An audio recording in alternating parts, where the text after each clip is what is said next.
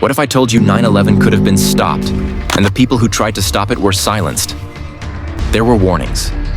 There were names. There were exact dates, and they were ignored. This isn't a conspiracy theory. This is inside FBI files, CIA memos, and recorded phone calls. Today, I'm going to show you how 9/11 was allowed to happen, step by step. And once you see it, you'll be angry. At 8 a.m., New York City shone like polished glass. The sky above Manhattan was a clear, unbroken blue, the kind that made skyscrapers look weightless, and mornings feel invulnerable. On Church Street, steam lifted off manhole covers and mingled with the smell of street pretzels. The first rush of commuters surged through turnstiles and spilled onto sidewalks with the practiced choreography of a weekday. Taxis slipped through lanes like yellow stitches in a larger fabric. City buses sighed. On the radio, a traffic reporter ticked through bottlenecks at the BQE, the Cross Bronx, the FDR, familiar hassles framed by a familiar calm. Somewhere uptown, a morning show host tried a joke that didn't land and laughed anyway. Over all of it, the thin ribbon of a distant jet engine whispered across the sky, ordinary as a second hand moving over a clock face. At Logan Airport in Boston, fluorescent lights hummed over a line of travelers. Coffee steam curled inside paper cups. The air held the crisp tang of jet fuel, disinfectant, and the rubbery scent of rolling suitcases. Gate agents lifted microphones and called for boarding groups, first class, then rows 20 to 30. A toddler in a dinosaur backpack pressed his face to a window and counted planes. A pilot adjusted the brim of his cap in a reflection and practiced a smile that fit the uniform. Airport TVs glowed with silent news anchors trading headlines for weather. Across the concourse, a digital clock ticked forward without drama. In Washington, D.C., the marble coolness of federal morning routines settled over the city.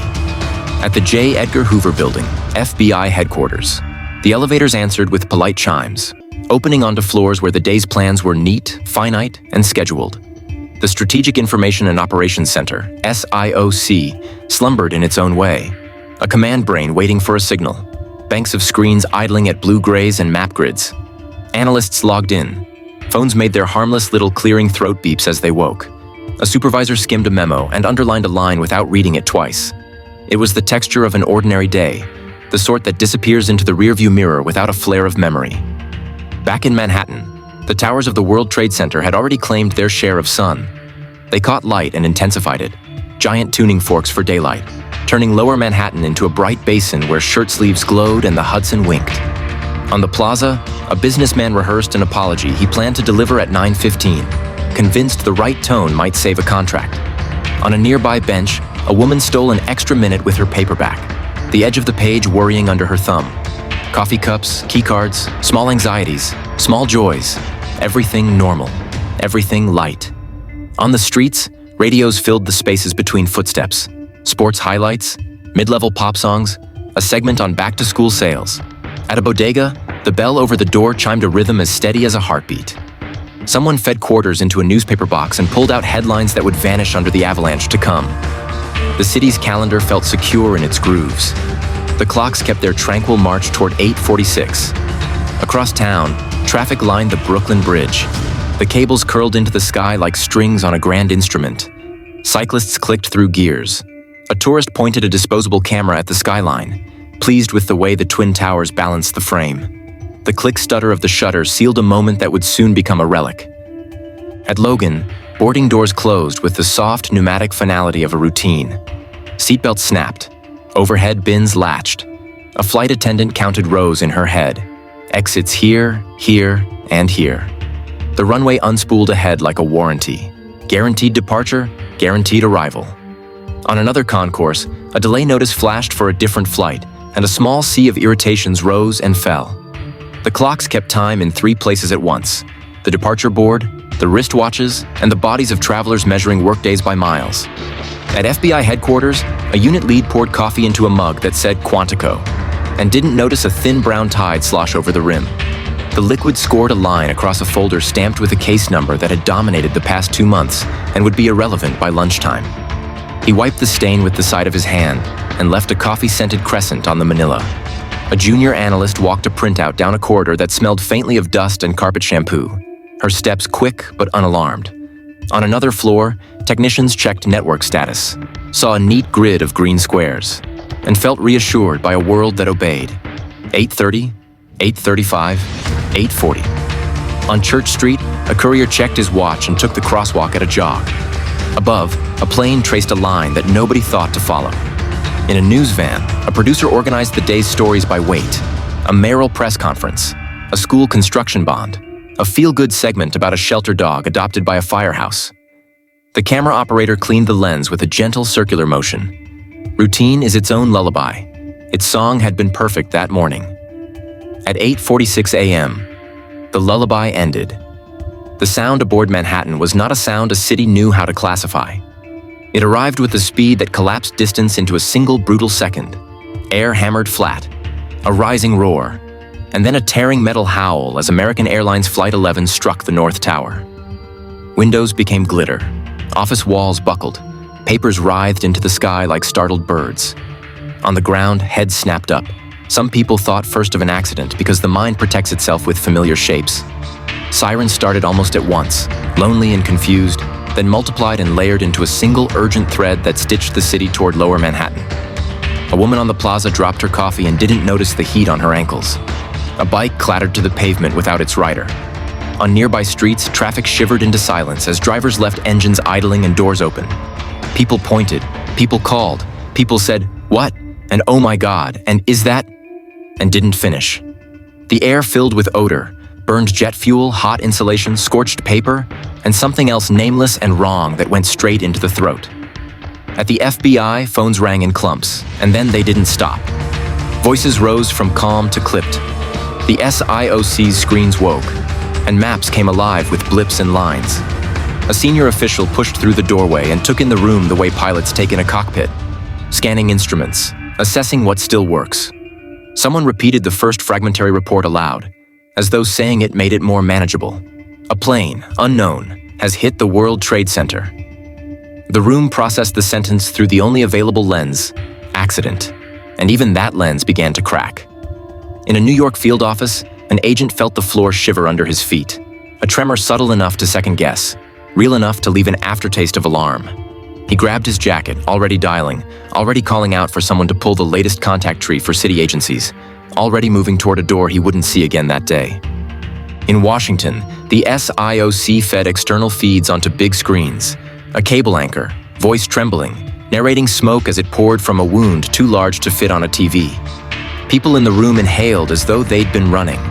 Calm is performative until it isn't. Then it becomes a thing you fight for in your own chest. 9 minutes passed like a single bad breath. At 9:03 a.m., United Airlines Flight 175 cut the morning open again. The South Tower took the hit like a bell struck with a hammer. Impact flared, fire bulged out in a brutal flower, and an entire city felt the rip in its frame of reference. It was not an accident. It could not be an accident. The word that replaced it was terrorism, and it arrived without ceremony, heavy, final, and cold. On the streets, the reaction changed shape. Disbelief pivoted into fear. Fear hardened to coordination. First responders drove into the smoke. Police lines flexed and then held. Strangers folded into each other, arms outstretched, guiding, helping, ushering crowds away from what they didn't yet understand. A cameraman lifted his lens toward the second tower and, steadying his hands, realized he'd stopped blinking. A reporter's voice cracked as she repeated, "Another plane, another plane." At FBI headquarters, the room's pulse accelerated to match the country's. Director Robert S. Miller III moved into position at the top of the response like a chess piece stepped forward with deliberation. His presence, the gravity of a new director in a moment that had suddenly become a hinge in history, quieted some people and concentrated others. Orders hardened from ideas into directives. Activate SIOC fully. Establish contact with New York, the Pentagon, the FAA.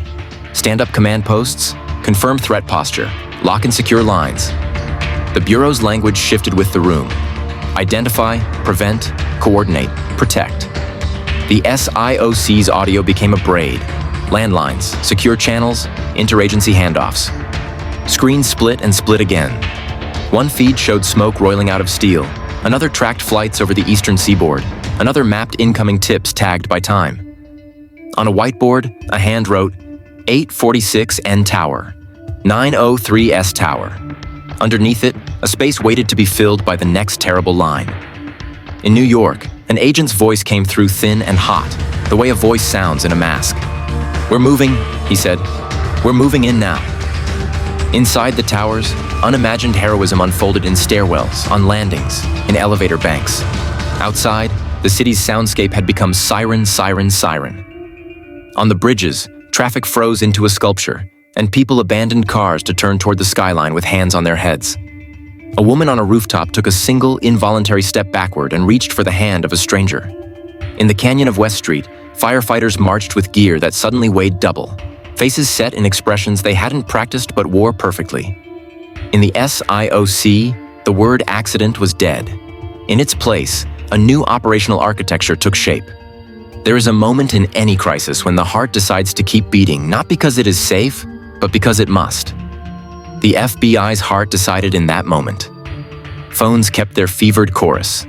The map of the United States glowed soft and indifferent on a wall-sized screen while a cluster of red-coated flights pulsed over the Northeast. Liaisons moved to the FAA. Others reached for NORAD. A lead scribbled an acronym on a sheet, PEN, PENT, then finished it all at once. Pentbomb. Pennsylvania, Pentagon, Twin Towers bombing. A name assembled faster than anyone could grasp the weight it would carry. In newsrooms across the country, chaotic visuals overtook tidy rundowns. Producers cleared entire hours with a wave of a hand. Anchors held onto their voices as if they were railings, speaking through smoke and shock in sentences that meant, "We will tell you what we can, as we can." Helicopter shots orbited the towers and transmitted a new geography of pain. Inside small apartments, old television sets flickered the same images into mismatched rooms. And in office kitchens, men and women realized together that nothing about this day would return to normal. The first calls from field agents to DC carried both adrenaline and resolve. "We're at the perimeters. ERT is moving gear now.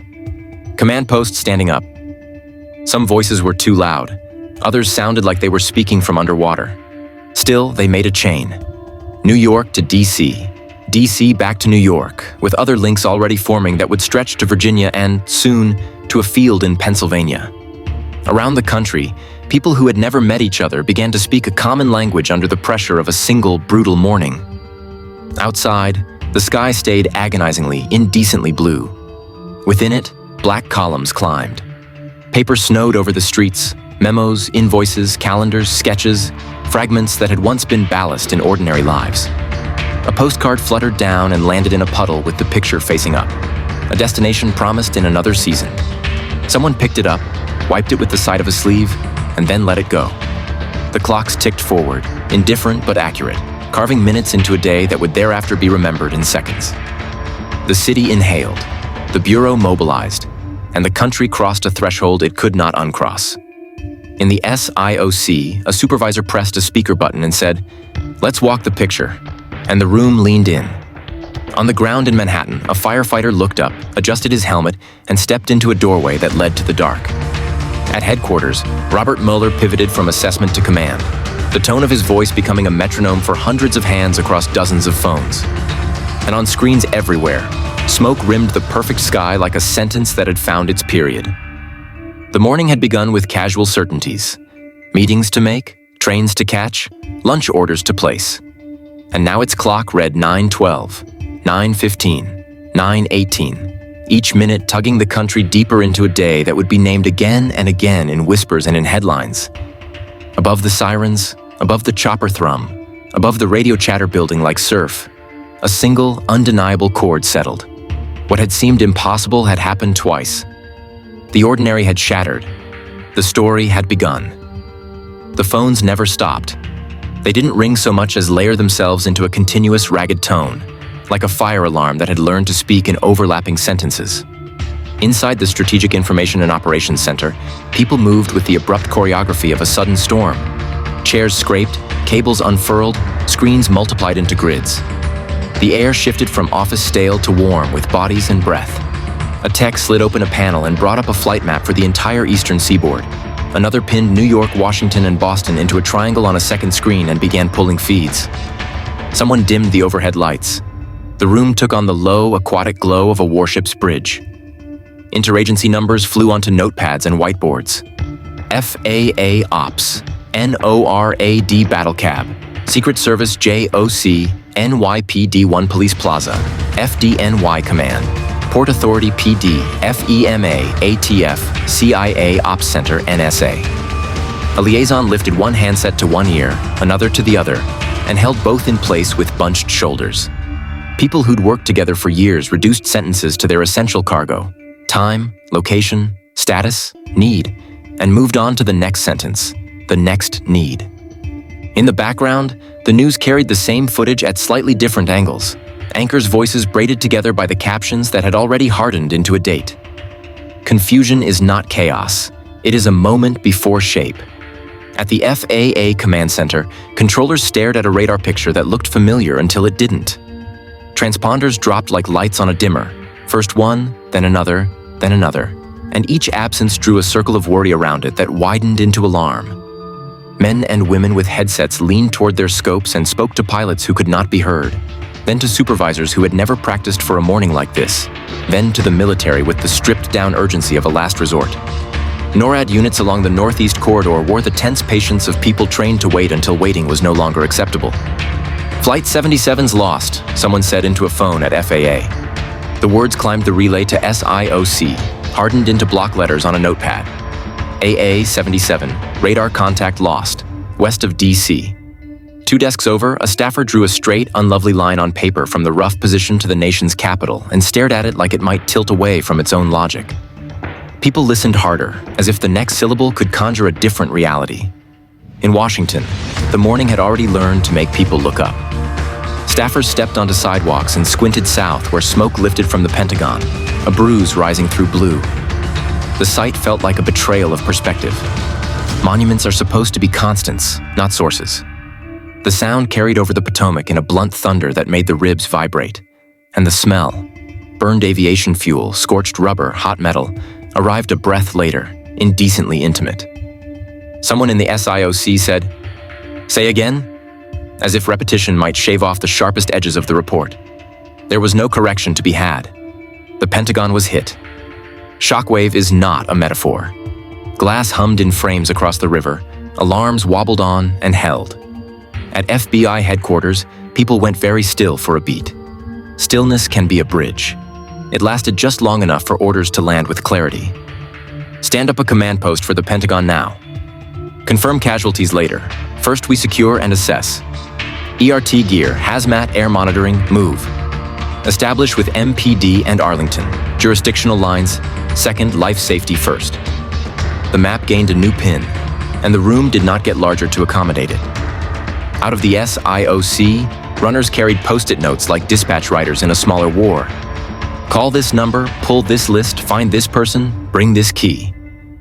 An analyst hissed at her screen, an involuntary sound, as FAA fed a list of flights whose transponders had winked out or whose pilots weren't responding. The list felt longer than math permitted. Controllers were telling pilots to land anywhere, immediately, and the sky's usual lanes collapsed into an order more primal and more human. Down is safety. Above cities, silver beads turned toward runways like migrating birds. The country was discovering what it meant to ground itself. Director Robert S. Mueller III stood in a room not built for history and filled it with the gravity of one. New to the job, old to crisis, he wore the kind of focus that calmed other people by contact. He didn't elevate his voice, he condensed it.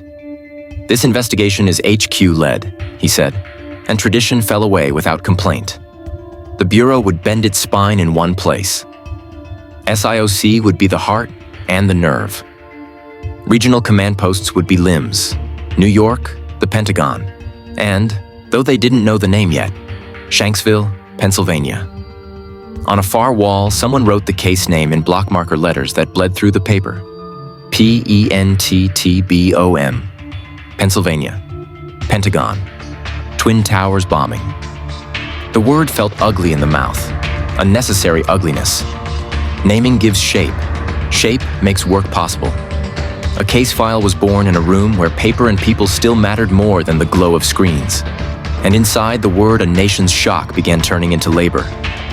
In New York, sirens did the work of arteries, drawing all attention toward the wound. The The air around Lower Manhattan took on the taste of copper and ash. At the edge of the cordon, an FBI agent with grit in his eyelashes held up his credentials to a line of officers who were both rigid and porous, letting the right people through while keeping back the wrong ones, all the while suspecting the categories could shift without warning. He pushed forward through a world where the ground itself felt different underfoot, sanded by the dust of pulverized concrete and paper. The radios on his vest crackled with words that got lost inside the static and came out essential anyway. Move, stairs, unaccounted, command. Crime scene, someone said, because that's how the Bureau names places where harm has been done. Mass casualty, someone else said, because language has to stretch to fit new dimensions. The designations coexisted without argument. Agents found their lanes amid firefighters and cops and paramedics who knew these streets better today than any map. The Bureau's evidence response teams were already swinging trucks toward Lower Manhattan, their gear lists memorized and suddenly insufficient. Back in the SIOC, triage turned into plan. Lines formed between desks, literal lines made of humans who carried information the way muscle carries electricity. A liaison to the Secret Service spoke into a handset with the composure of a gymnast on a beam. White House secure, protective details stable, increased posture across the executive branch. CIA's Ops Center fed fragments and context. No immediate claim of responsibility. Al-Qaeda chatter spiked. Old warnings looked, in hindsight, brighter than they had the day before. NSA masked signals like storm clouds and began coaxing them into rain. Everybody had a piece. Nobody had the picture. The SIOC's job was to make a picture anyway. Interagency confusion is not incompetence, it is contact. FAA had authority over airspace. The military had jets and a mandate to defend. The FBI had the job of naming a crime and following it backward to its authors while ensuring the next act never happened. The Secret Service held the physical safety of the Republic's leadership. State and local agencies had eyes, ears, and jurisdiction where rubber met road. The need for a single sentence at a time became an unspoken law. We have this. We need that. Hold that perimeter. ERT coming in 20. Secure that debris field. Collect, photograph, bag, tag. If it looks like evidence, it is. Then a voice from the FAA line turned quiet in the way quietness can be worse than shouting. We've lost contact with a United flight over Pennsylvania, he said, and the room adjusted its shape again without moving a chair. The notation came down. UAL 93. Unresponsive. Heading C. The first eyewitness calls arrived lopsided with shock. A streak, a low pass, a sound like tearing fabric, a plume. Within minutes, the words crash site, Shanksville, and field shared a sentence with FBI and respond. A cluster of agents looked at one another the way people do when nobody is more logical than anyone else to go and everybody wants to. Some would fly on Bureau aircraft, some would drive through the night on highways that hadn't yet learned they should be empty. The Bureau's footprint grew in real time. New York's command post claimed a corner in a secured building and filled it with tables, maps, folding chairs, and a whiteboard that would bruise under dry erase marker by sundown. In Arlington, agents threaded through a scene that was equal parts military base and catastrophe, stepping carefully over hoses that pulsed like veins. In rural Pennsylvania by noon, a field would become a node in a network of grief and evidence. At headquarters, the SIOC's center table became a living ledger. Names appeared under columns labeled leads, interviews, evidence, threats. The numbers next to them swelled in clumsy increments. 100 leads, then 500, then 5,000, then an acceleration that forced people to abbreviate because the board could not keep up with what the phones had begun. On another board, a schedule formed where there hadn't been one.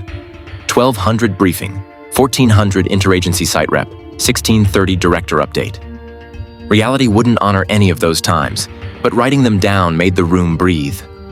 Someone threaded a long Ethernet cable under the table with a speed born of practice and fear, popped up red-faced and triumphant, and shouted, "We have the FAA feed live." The map flickered and settled into a view of the United States crawled over with symbols that looked suddenly like insects. More than 4,000 commercial aircraft usually raked the sky by late morning. Now each one was a question mark. Over the next hour, those question marks would turn toward runways on orders no one had imagined would ever be given. All flights down. Now. Jetliners lined up on taxiways. An airport jigsaw played across a continent. The sky over America learned a new word: empty, and the hush had its own pressure.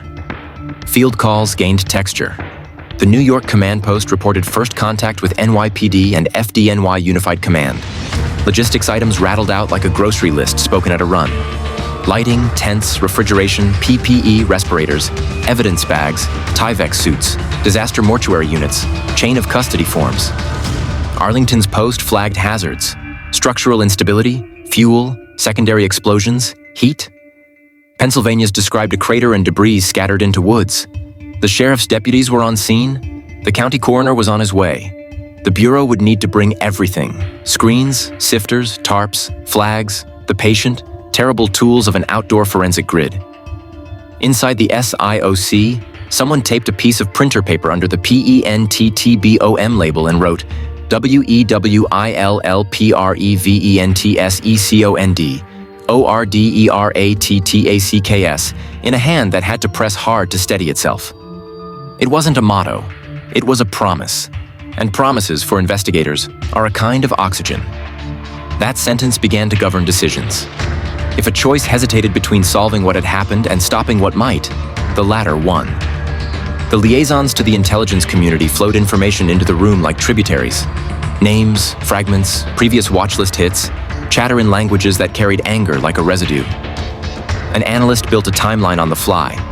Boarding times, takeoff times, last routine transmissions, loss of transponder signals, impacts.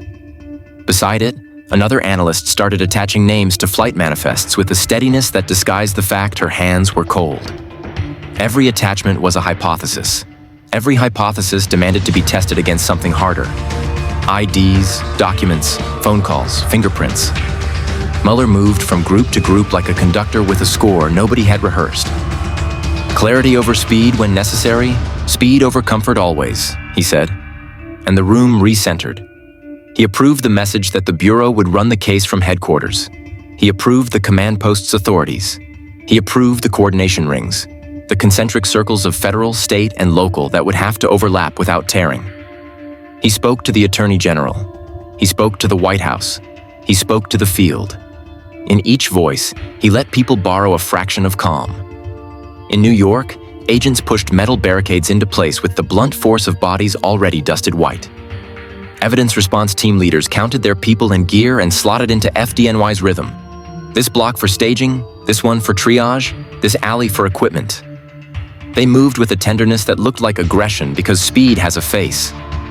A single chain of custody began. One bag, one photograph, one notation at a time. The humble, relentless grammar of cases. Nothing would be lost if they could help it. Nothing would be misnamed if they could stand it. Back in SIOC, a young analyst called a hotel in Florida and asked for a manager. His voice surprised him by sounding older than he was. He requested guest registries for specific nights, recent. He faxed a legal demand and then phoned again to make sure the paper came through cleanly. Another analyst reached a flight school owner who spoke in fragments that tasted like regret. Yes, those names sounded familiar. Yes, they trained here. Yes, they were odd, focused, polite, serious. A third analyst called a car rental agency and asked whether a sedan registered to one of the flight manifests had been returned. It had not. He wrote it down in large letters because the small ones would not absorb this day. At NORAD, scrambled fighters knifed through the morning toward corridors that had suddenly become aberrant. Pilots looked into skies whose emptiness made every dot suspect. Their radios hissed with uncertainty. Vectors, new vectors. In the SIOC, a liaison held a line open with an Air Force officer and shared a language manufactured that hour. Box this area, cap that route, notify if any target turns toward a crown jewel. Nothing about the conversation felt like America the day before. Everything felt like America that minute. In Arlington, an agent stepped into heat that felt like a presence. He counted without knowing he was counting. Steps to the outer ring, steps to the next ring, a ruined corridor that found its horizon in smoke. A firefighter's hand landed on his shoulder and turned him toward a safer path. The hand was firm without apology. This is how interagency cooperation looks when it bleeds. Their helmets knocked together and neither said sorry. There wasn't time for the formality of regret. In Pennsylvania, a convoy of Bureau SUVs rolled over two-lane roads that tracked through fields and small towns that were not prepared to be footnotes in history. Farm stands stood as they had that morning and would not again. The lead vehicle's radio chattered with directions given by deputies whose voices were the voice of the place. Flat vowels, a certain steadiness that rises in crisis not because of training, but because of neighborliness. As the cars crested a hill, a column of smoke inked the sky ahead in a stroke without nuance.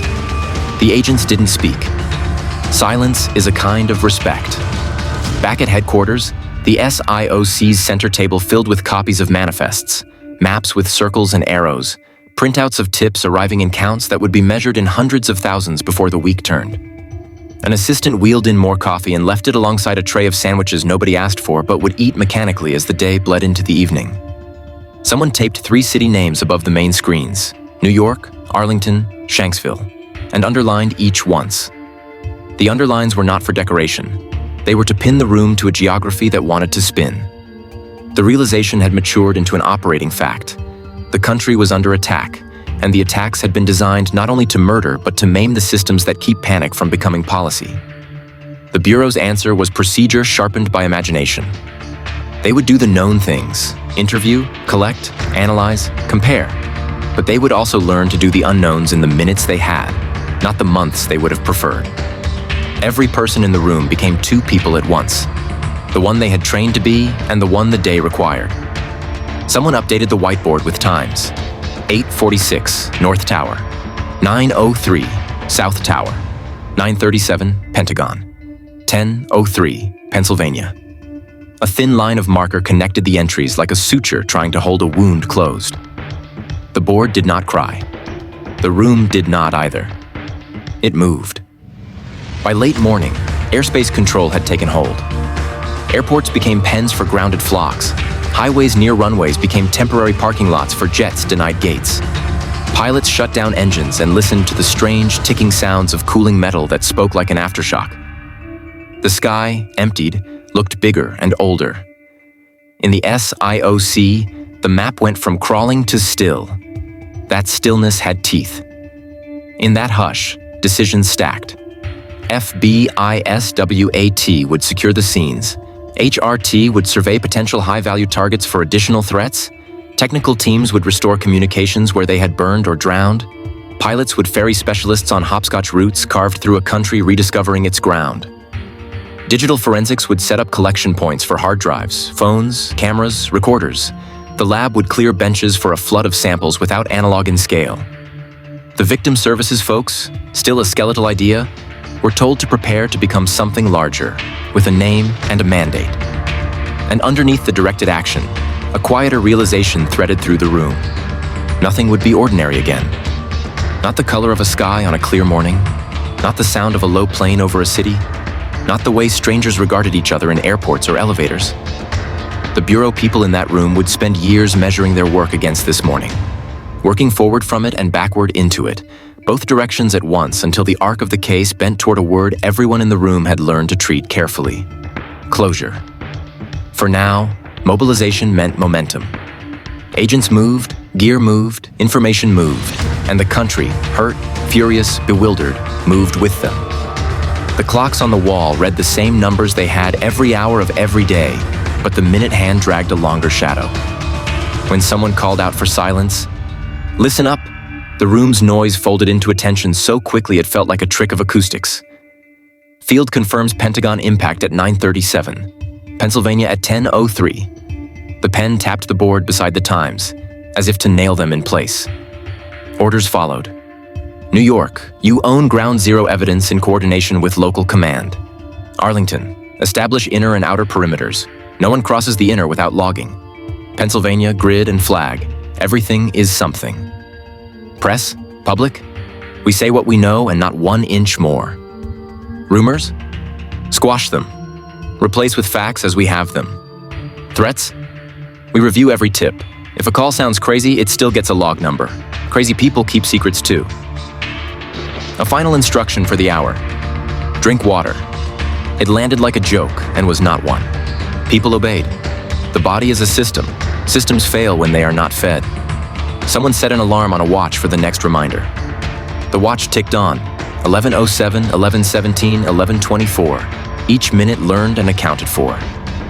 Outside, the country had already begun to tilt toward a long afternoon of calling and not connecting, of standing in doorways and not knowing where to put hands, of televisions with their volume too low or too high. Inside the SIOC, the world narrowed to nouns and verbs: plane, tower, fire, fall, run, secure, identify, prevent. Mobilization is both decision and posture. The Bureau had chosen and adopted both. A few minutes before noon, a runner arrived breathless at the director's elbow. "Sir, New York requests additional refrigerated units and forensic mortuary support. They're triaging remains." The word remains felt like a door closing. Mueller nodded once. "Approved," he said, and pointed, and a chain of actions began that would end with trucks pulling up to curbs, with dignified hands doing undignified work, with photographs taking the place of bodies in too many rooms around the country. Nothing about the nod was dramatic. Drama had moved outside the building. Inside, only work remained. And still the phone sang, not with panic now, but with a roughened purpose. And the room adjusted and readjusted its shape to the day's demands. And the maps glowed with a new geometry. The Bureau had stood up, reached out, and set the first stones of a road that would carry them from shock to structure, from structure to pursuit, from pursuit to names. The morning that had broken the world had taught the FBI how to move within it. Mobilization was not the end of fear. It was the beginning of resolve. They reached the edge of the dust like sailors find a shoal by taste. The air turned granular, metallic, and hot, and the sky near the towers shifted from blue to an abrasive gray-white that swallowed depth. Sirens braided into a single relentless line of sound. The first FBI agents badged through a line of officers whose faces were already ash-streaked and unreadable, and stepped into a landscape that had been a neighborhood the hour before. Wind tugged at paper that wasn't paper anymore. Contracts, resumes, half-printed emails, every sheet furred with fine concrete. Shoes slid on it like snow. Radios crackled. Someone shouted, "Watch the glass!" And the instruction felt both absurd and insufficient. The buildings loomed like wounded ships, listing but still impossibly upright in places. Smoke pumping in exhausted breaths. Heat rolled off the lower floors in animal waves. The air was a stew. Jet fuel, melted wiring, pulverized drywall, singed carpet, office plants scorched to black lace, and something that made masks feel too thin. Agents moved in pairs, then in larger knots, passing FDNY crews who hugged hose lines and looked straight ahead with disciplined blindness. The only way to cross a hellscape and arrive where you are needed. The Bureau's evidence response team leads ticked through their mental lists: PPE, nitrile gloves, Tyvek suits, shoe covers, camera batteries, evidence flags, chain of custody forms, Sharpies that would run in sweat. Footing meant everything. Rebar arced like ribs through sheared concrete, desk legs stuck up at angles, filing cabinets lay gutted on their sides like beached metal fish. A red stapler gleamed indecently clean in ash. A wristwatch lay stopped, its face furrowed by a crack. Every object registered, then had to be pushed aside by intention. The agent's training said, "See, record, preserve." Another voice inside said, "Move, move, move." The only way was both. An NYPD officer grabbed an agent's forearm the way brothers grab each other in a crowd and dragged him 2 steps left. A hanging cable, invisible in the smoke, had been waiting to trip him into a dead fall. "Keep your head up," the cop said through his mask. "No heroics, just work." In that churn of motion came an image that would linger. Special Agent Lenny Hatton, face set, gear light because he hadn't planned to be a rescue man that morning. He'd been on his way to testify in a case. Moving with firefighters toward the base of the North Tower, he had the reflexes of a bomb tech and the heart of a first responder, which is to say he had already made an agreement with danger that most people never have to make. Someone called his name and he didn't turn. Eyes locked on a stairwell, on the tide of people still pouring down as others went up. An agent watched him vanish into the mouth of a lower lobby and felt the odd guilt of seeing a last moment and not yet knowing that's what it was. The tower's collapse began as a sound. It defied the ear at first, like thunder hitting a floor, then resolved into a roar so total it flushed thought clean. The building didn't so much fall as liquefy downward. Floors pancaked into each other with a brutal efficiency that nature reserves for avalanches and man-made catastrophes. A wall of ash and metal and air pressure stomped outward at street level like a living thing. Agents ran because everyone ran. A man in a suit dove under a fire engine and made himself as small as a child. A firefighter wrapped his arms around a stranger and pinned them both against a pillar, their helmets knocking as the world went gray. The sky disappeared. There was no up or down, only grit inside mouths and the instant blindness of a sandstorm. Radios went silent, then screamed, then went silent again. When sound returned, it was muffled, as if heard through a scarf. People coughed like machines starting cold. Hands groped at faces to clear eye holes in masks. The agents read their own names on ID badges by feel, rediscovering pockets, pens, the ritual tools of their work. They checked each other for blood and found only scrapes.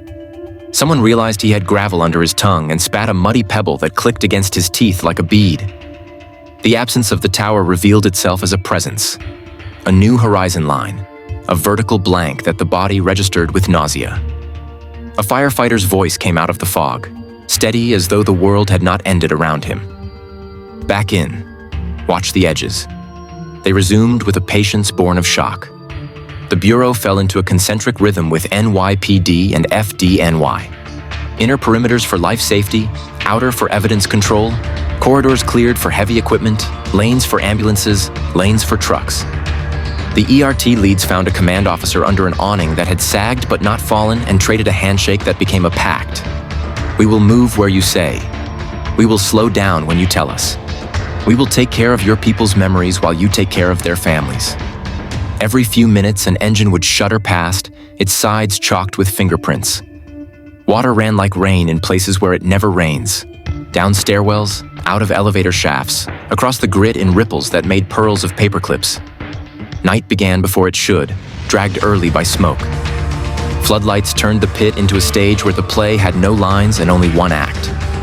The generators coughed and settled into their stubborn purrs.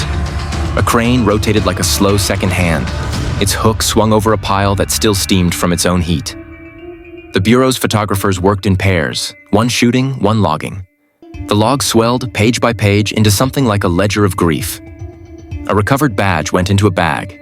Its number was read aloud, again to be sure. A camera flashed. A notation. Found near West Street, 2314. A wallet was opened, hands wiped clean, first out of a respect that had nothing to do with contamination. A family photo looked out with a stubborn, ordinary happiness, and then slid into a luminol blue of evidence work. Refrigerated trucks pulled up at the edges and idled, white sides already ghosted by dust. Disaster mortuary teams arrived with the politeness of a profession built on entering people's worst day. The task broke itself into smaller tasks because that is how humans cross deserts. Grid this block, sweep this alley, mark that void, tie this caution tape to this crushed light pole and that half-melted sign. Record, collect, repeat. The ERT members learned to read the debris like archaeologists. A fan of papers meant wind. A bead of melted plastic meant heat stayed here longer. Ash piled in certain drifts meant a cross breeze under the rubble. They lifted carefully, always imagining what hand might have held an object last. By midnight, exhaustion had a shape. Agents lay on the floors of borrowed offices with their boots still on and their radios on their chests like infant animals. Others leaned against walls with the posture of sleep but the eyes of people watching a stove. Civilians arrived with trays of sandwiches they'd made in kitchens that had never cooked for war and put them in any empty space that looked like a table. Someone set a crate of bottled water on a curb, and strangers' hands separated the pack in one movement that didn't need instruction. Two paramedics stood by a lamppost and shared a granola bar in turns like it was a sacrament. Chain of custody forms multiplied under clipboards, edges damp in places where the air had weight. An agent realized he had written the date wrong, scratched out September 10th with a black line, and wrote it again with the strange sensation that numbers could be traitors. A senior evidence tech walked the line with a calm that wasn't natural but was useful, reminding people to initial here, here, and here. To write legibly even when hands shook. To tag every recovered object as though it would one day stand up in court and speak with its label. News arrived in irregular jolts. Radio, word of mouth, a supervisor's hand on a shoulder. John O'Neill's name moved through the site like a wind shift. Former FBI counterterror chief. Recently retired. Security director at the World Trade Center. Missing. Then not missing. The news found agents like a thrown stone finds a window. People absorbed it and tightened around it. Lenny Hatton's name moved differently, in a smaller circle that widened steadily. Lenny went in. Lenny was seen on the stairs. Lenny hasn't checked in. People did not say the word dead at first. The day had chewed the word already and left it bitter. They said, not accounted for, and we'll find him, and he was where he wanted to be. Which was true, and a knife. Logistics became the spine that kept the whole trembling body upright. Requests pulsed between the Ground Zero post and the SIOC. More respirators, more nitrile, more flags, better lighting, portable air monitors, sample coolers, X-ray plates, clean socks, fuel. Pallets shuddered into position. Hands tore plastic wrap in a snarl and redistributed supplies with a choreography that only looked simple from above. There was always too much of what you didn't need and not enough of what you did. And yet somehow the right thing made it to the right hands often enough to keep despair from becoming a policy. The work taught micro lessons. Don't step on a piece of paper until you've looked at it. Don't pull, dig. Don't talk unless you have to, because words carry farther at night and grief moves with them. Don't assume you know what you're holding. Let the label be the first statement, not the last. In those lessons lived a reverence that had nothing to do with ceremony.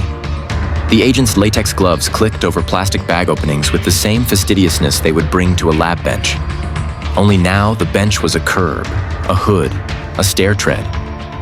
They became bureaucrats of sanctity, small-shouldered, tireless, and stubborn. In the hours after the collapse, the site found an unstable rhythm. Surge in, listen, back out. Check void, call for a dog, wait for the handler. Hear a sound, stop every engine, bend the head to the rubble as though listening to a shell for the ocean. Sometimes there was a voice. More often there wasn't. The absence felt like a pressure. Hope and chemistry don't compromise easily. The heat at the core ate oxygen and patience. Still, people tried. A firefighter knelt and spoke into a hole as though the earth could understand English. An agent held a light steady until his forearm trembled and then switched hands without letting the beam shake. Toward dawn, a drizzle traveled in from the river, too little to matter and just enough to carry the smell farther. The smoke changed timbre when it was wet, becoming a smell that would lodge in cloth and hair and the oldest parts of memory. The floodlights made halos in the mist. Helmets glowed and went dark as heads turned. Someone laughed at nothing for half a second, and then pinched the bridge of his nose in apology to the air. Relief sometimes steals forms from inappropriate places. People forgave each other without discussing it. By morning, the site had earned its other name, crime scene. The designation didn't reduce the grief, it gave it rails. The FBI's grids extended, taped, and flagged. Walkers marked GPS points with a tenderness that had always been part of their job but was now the job. A forklift set down a pallet with the grace of a dancer. A firefighter gestured the driver left with two fingers that meant stop to anyone who knows those hands. The choreography had become muscle memory overnight. You do this, we do that, nobody moves until both are ready. The radios threaded it all together. Numbers, call signs, single words bent to carry load. Copy, which meant, I hear you, I will do this. We are together. Names began to populate the logs in surges. A photograph taken on a desk the day before became a piece of evidence. A keycard, warped by heat, told a timeline in melted edges. A telephone handset, dragged like a talisman through a stairwell by a hand that never dropped it, was placed in a bag that would one day be opened by gentler hands. The Bureau had recited chain of custody so many times it could have been a prayer. In this place, it was one. Not because court demanded it, though it would, but because accuracy is a form of respect for the dead. To say where, when, and by whom is to promise that the loss will not be compounded by carelessness. Sometime that day, an agent found a child's drawing softened by moisture into a watercolor. The towers in blue marker, a sun the color of a marigold, two stick figures holding hands on the plaza. He held it a fraction of a second longer than protocol required and then slid it into a sleeve. He wrote the time in numbers that didn't wobble. He didn't look away from the line where he wrote the location because the line looked back.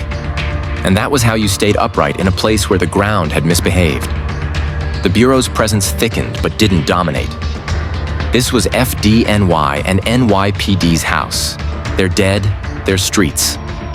The FBI's task was to kneel where asked and to stand where told, and to remember with perfect cruelty what had been done, so that the memory could be translated into names, and those names into a chain that would reach back to its authors.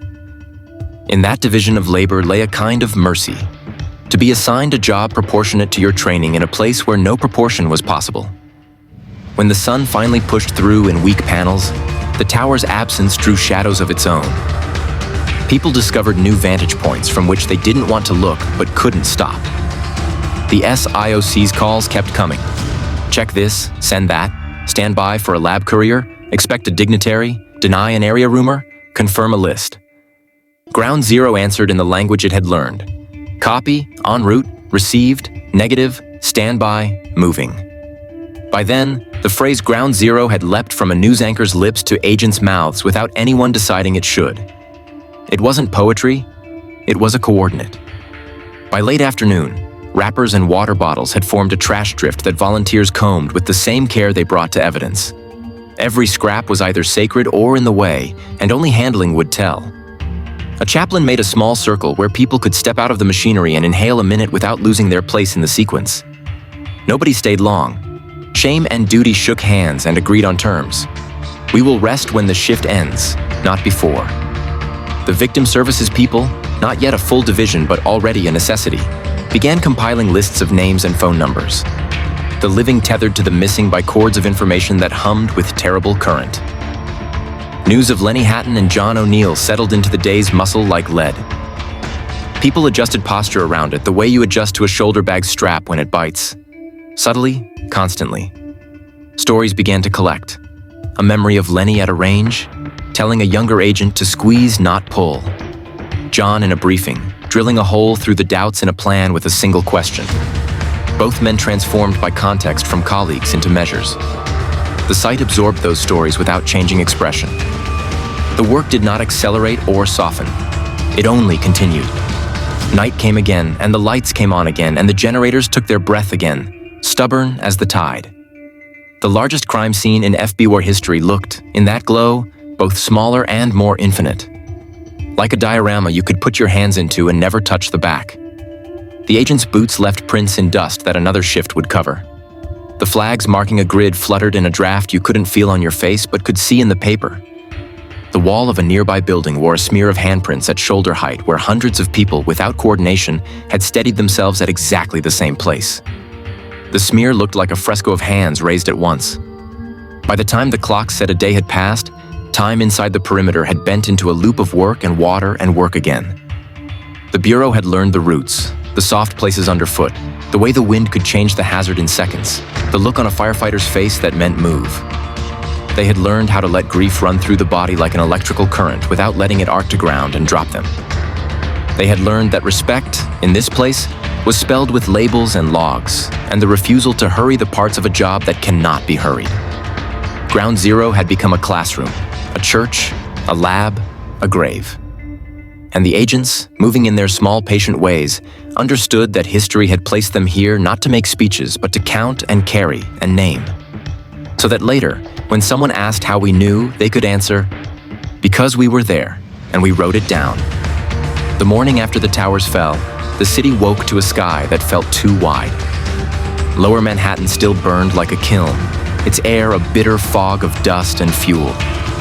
For the FBI, the line between rescue and investigation had vanished. Everything was both.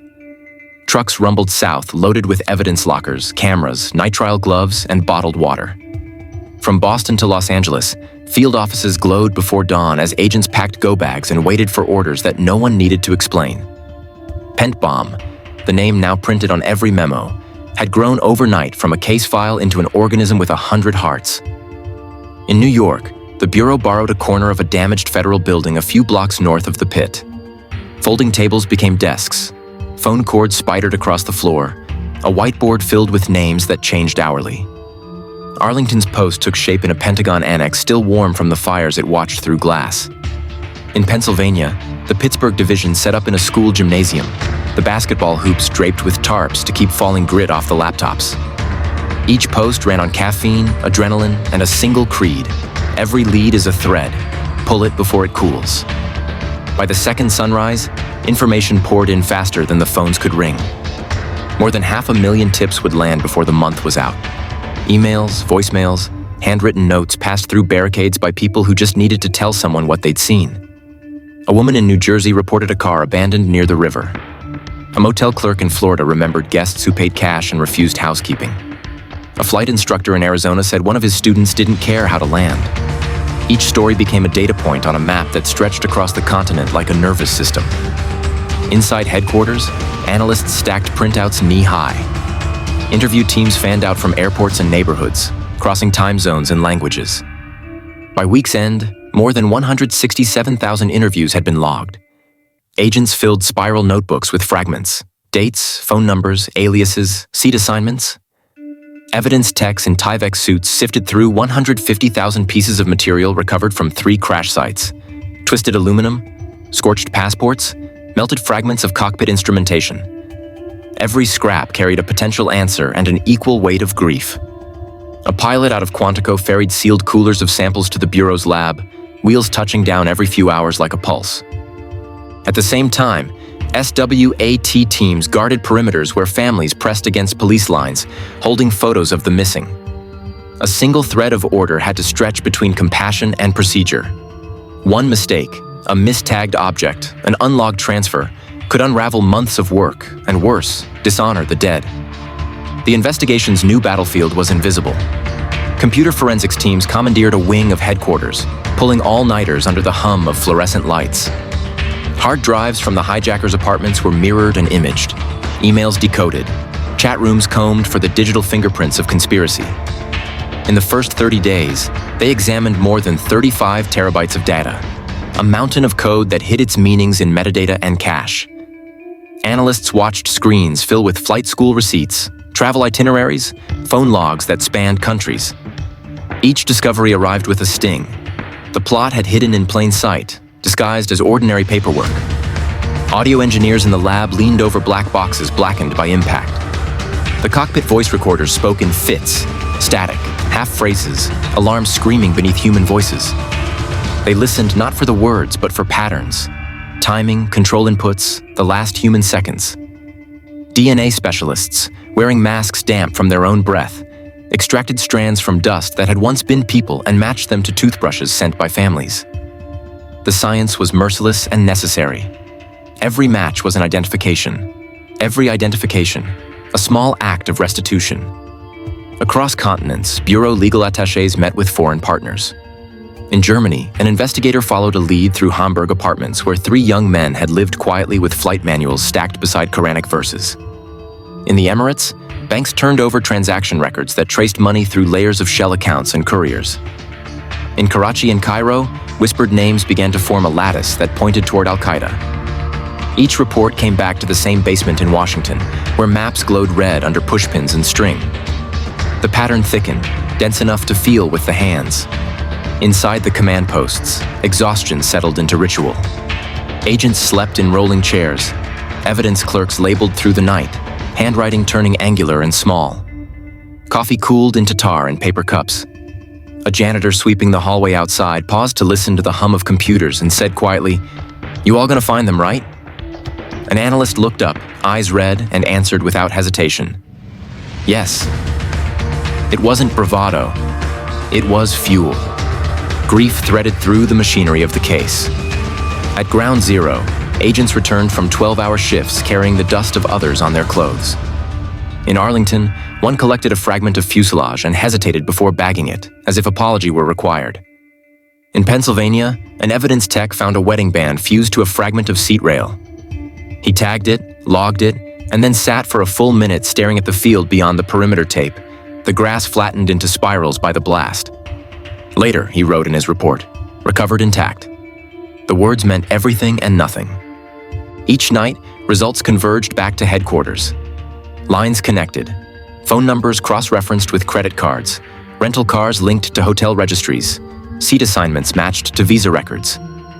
The story of the 19 hijackers was no longer rumor but architecture. Their faces looked out from bulletin boards under the heading Identified, their movements plotted hour by hour across the map of a country that had hosted them unknowingly. The Bureau's task had evolved from What happened? 2. How did it happen? And who helped? By the end of the first week, the numbers had grown monstrous. 500,000 leads reviewed, 170,000 photographs cataloged, 1,600 damaged documents reconstructed, 3,800 fingerprint items compared. Yet the statistics could not explain the faces behind them, the agents whose eyes filmed over from fatigue, the families waiting outside offices clutching folders labeled with their loved ones' names, the quiet resolve that had replaced disbelief. The tempo of the investigation became the heartbeat of the Bureau. Briefings every 6 hours. Updates from field offices beamed onto wall screens like transmissions from other planets. Any word from Boston? Still chasing the flight school leads. Quantico confirms DNA from Shanksville matches hijacker manifests.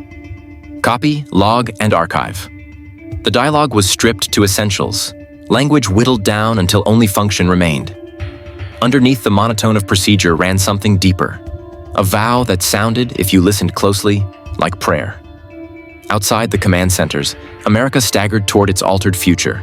Flags in windows, blood-drive lines around corners, silence in the skies. Inside, the Bureau built a bridge out of data and sweat, one piece of evidence at a time. By the time the third week ended, a truth had emerged clear enough to hurt. The enemy had lived among them, studied in their schools, flown in their planes, smiled in their airports. The realization didn't cripple the agents. It clarified them. The investigation was no longer a reaction. It was a mission. As October's first cold front swept through Washington, the SIOC lights still burned. Maps were repinned, timelines refined, leads triaged. The Bureau's voice, once scattered across phones and radios, had become singular. It spoke now in the plural, we dash dash, and in the present tense. The investigation had begun not as an act of vengeance, but of comprehension, to understand what had entered their world on that clear September morning, to name it, trace it, and close its circle. The work was endless, and therefore holy. Every night they left the building in silence, faces turned toward a sky still empty of airplanes, carrying the same thought like a shared heartbeat. We will find them. We already have the trail.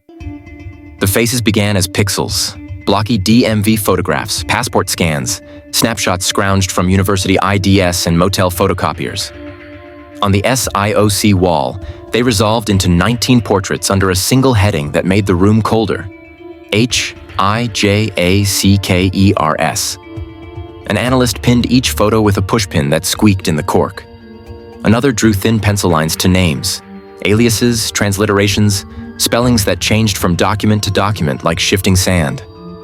The board looked temporary, but it was not. Within 48 hours of the attacks, the Bureau had the list. Now it needed a story. The first trail was the simplest. Paper. Passenger manifests. Boarding passes recovered in ash and static. Airline check-in logs. Surveillance stills from airport security lanes where the men look like any other travelers. Shoulders squared with the quiet confidence of people whose plans have not yet met friction. Agents mapped the timelines. Arrival at the terminal, field-stripped luggage, a walk through magnetometers that screamed for belts and coins and phones, but by that morning's standards, asked very little else. The timestamps stacked, minute over minute, into a choreography that made the room's breath slow with anger. From paper, the lines ran outward to plastic. Credit cards paid for flight lessons, motels, and cheap gym memberships. Debit cards pulled 20s from ATMs in Florida, New Jersey, and Maine. Car rentals left a trail of odometer readings and gas receipts. The ordinary debris of American life turned into breadcrumbs. An agent in Tampa pointed to a transaction and said, "Here," the way a geologist taps a seam in rock. Another in Newark traced a rental contract to a license number that bounced to a P.O. box, then split again to a mailbox store whose clerk remembered a customer who spoke little and smiled less. Every thread demanded a voice, so the interviews began. Clerks who didn't notice anything remembered after the second question that the men preferred cash and short answers. Instructors at small flight schools recalled students who seemed incurious about landing procedures. A motel maid in Laurel said a room smelled like spice and printer toner. A convenience store manager in Portland remembered a man who bought 2 box cutters and a pack of gum. Exact change. None of it was decisive individually. Together, it became a lattice. A senior analyst built a single sheet that no printer wanted to handle. Columns for date, location, alias, transaction, movement, associate. Rows that filled until they fell off the page like rain. A young agent pinned it to the wall and wrote in the margin, almost apologetically, "We think this is it." The room clustered and read silently, the way people read obituaries. The names had gravity now. They pulled other facts into their orbits. Hani Hanjour's file thickened with FAA records. He had struggled with larger aircraft in training, but had passed enough to qualify. A paradox that would knot stomachs later in the night when the room fell quiet. Mohammed Atta's itinerary stitched up and down the East Coast like a needle, crossing paths with Marwan al-Shehi in bars where bartenders would later give statements in tones flat with disbelief. Ziad Jarrah's phone logs rang with calls overseas, the time spread across inconvenient hours that told their own story about urgency. The line the Bureau drew was not a straight one. It looped, doubled back, sprouted feints. Hotel registries contained aliases that appeared for a night and then vanished into another spelling. Rental cars moved between drivers. Phones passed across hands. But the tone of the evidence sharpened. The 19 did not discover their plot on the morning of September 11th. They had layered it into their lives over months and years, accreting small preparations until the day needed only ignition. To understand ignition, the Bureau had to pivot across the Atlantic. The word Hamburg started small in notes, then grew into a header that commanded its own board. Through legal attachés and liaison services, details arrived from Germany. An apartment in Harburg, a mosque where sermons contained the cadence of resistance, a study circle of young men who were equal parts zeal and spreadsheet.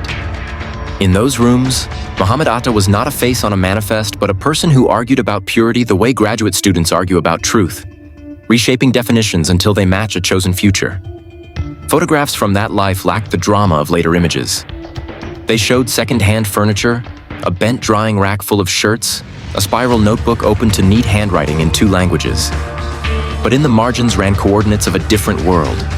Numbers that might be bank codes, names whose roles were flattened into initials, notes about visas and exams and flights.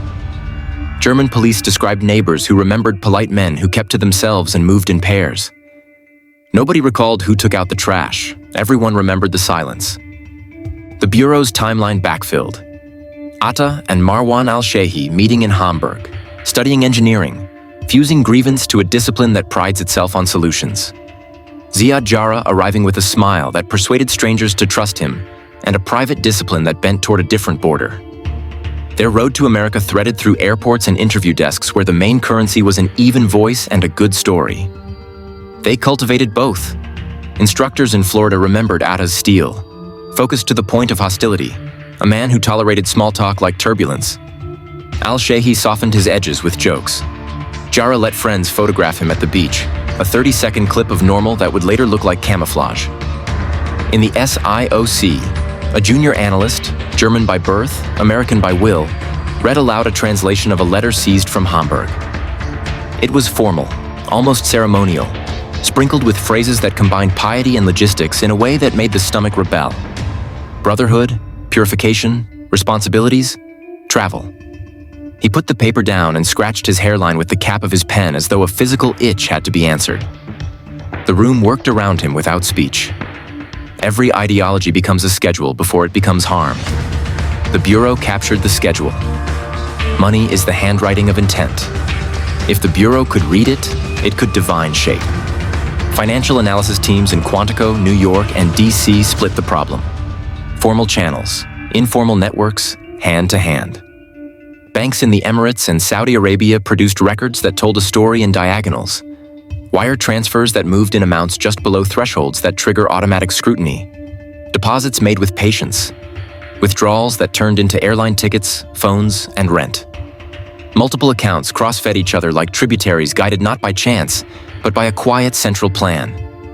Hawala couriers, the ancient trust-based remittance system, complicated the picture. Funds migrated without leaving a clean trail for bureaucratic eyes, passing instead through relationships and reputations embedded in communities. The Bureau's cultural liaisons, some of whom had grown up in those worlds, explained what the ledgers would never show. An honor given, a word kept, a small commission taken as both fee and covenant. If the 19 were shepherded by such streams, the evidence would be necessarily oblique. Oblique did not mean absent. Agents found the places where formal and informal touched. A large cash deposit that preceded a ticket purchase. A wire that arrived a day before a box of IDs was printed. An ATM withdrawal in the same hour that a car was rented. Cross-referencing turned into a kind of alchemy. On a giant monitor, a visualization bloomed. Nodes and lines, dots swelling with activity, links brightening where flows concentrated. The picture didn't accuse a nation or a faith. It accused a structure, dispersed, patient, deliberate. The story of money includes the story of thrift. The hijackers shared rooms in motels where the ice machine rattled all night. They ate simply. They trained with a precision that looked like stinginess and was, in fact, discipline. When they spent, it was purposeful. A clerk remembered a man refusing to upgrade a rental for an extra $12. An airline agent recalled a calm insistence on certain seat assignments. The Bureau wrote it down. Fiscal minimalism does not equal poverty. It equals operational control. Then came the moment financial analysts live for. A catch. Small, technical, profoundly useful. A series of wire transfers returned to sender after the attacks, as if the mechanism of the plot, sensing completion, attempted to reset its accounts. The money went back to origin points overseas. The path glowed briefly like a fuse lit in reverse. The Bureau read the direction of the burn, gathered names around the flares, and underlined them twice. The name had been in the files before the towers fell, a warning that never fully found its voice. Zacharias Moussaoui, French national, born in Morocco. Arrested in Minnesota in August 2001 after arousing suspicion at a flight school. His behavior odd in exactly the wrong way. Obsessed with large jets, incurious about the steps that make flying survivable. The agents in the Minneapolis field office had pushed. They had written memos that smelled like smoke at the edges. They had asked for a warrant to search his laptop and were slowed by legal standards that had been built for another century's threats. In the cruel math of the case, Moussaoui became a fulcrum, a question about whether a certain piece of data, found a certain number of days earlier, would have altered the arc of September.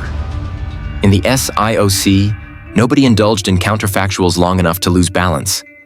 But late in the night, when the whiteboards had been wiped and refilled and wiped again, a few heads would tip toward the timeline and rest there. If, then. It is an old private grammar in police work. After the attacks, the laptop was opened. Inside, the Bureau found what absence had promised.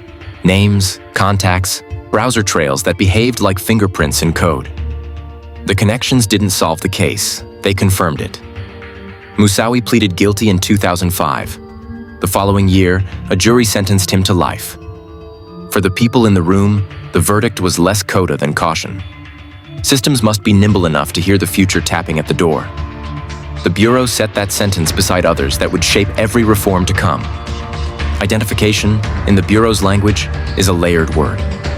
It isn't just naming, it is proving. DNA tied remains to men listed on manifests. Latent prints lifted from car interiors matched to prints on immigration forms and ID applications. Penetration of phone records showed call clusters that spiked before key moves.